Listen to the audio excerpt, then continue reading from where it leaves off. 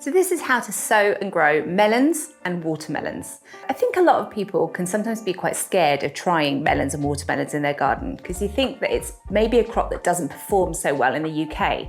But actually, if you just bear in mind that these are heat-loving plants and therefore find the right position for them, they can perform really, really well. And honestly, there's not a lot that tastes better than a homegrown watermelon or melon. The flavour is just incredible, so it's well worth giving them a go. Now, the key to succeeding with them is bearing in mind that they love heat. So you're either going to want to find a really sunny, sheltered position if you're growing them outside in the garden, but ideally, these are going to definitely perform best inside a greenhouse or a polytunnel. So I sow my melons in individual pots. That's because you're probably not going to want loads and loads of melon plants in your garden, so you don't really want them all in a module tray. Individual pots is a great option, and then you can just pot them up as the plant increases in size until they're ready to plant outside. So you want to take your melon seed and you want to sow it on its side. If you sow it on its end, it's more likely to rot in the soil before it has a chance to germinate. So sow it on the side, and you want to push it down fairly deep in the soil, roughly to about the second knuckle on your finger. And I like to sow 2 seeds in a pot with a little bit of space in between.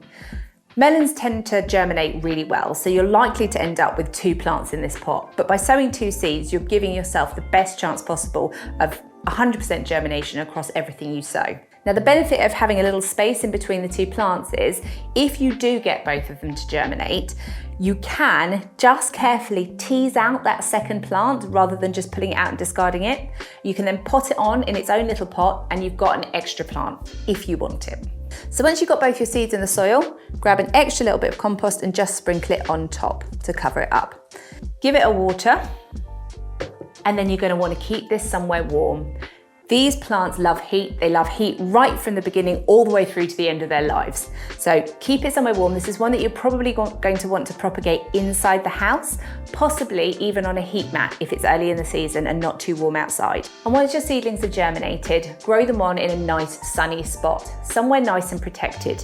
Any cold or frost is going to negatively affect these plants. So you want to keep them somewhere nice and warm all the way through until they're ready to plant out into their final position after the last frost. Now remember, these are naturally sprawling plants, so they tend to grow out and cover the ground. So for me, I find that watermelons in particular are a great choice for the area behind my rows of tomatoes. That's how I use them.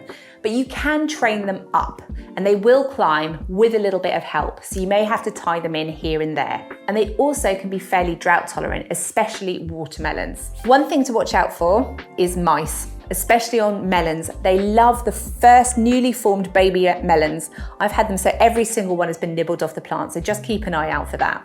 So if you want to try growing these absolutely delicious, really, really beautiful fruit, check out our range of seeds on shegrowsveg.com. We've got some really interesting options for you to try.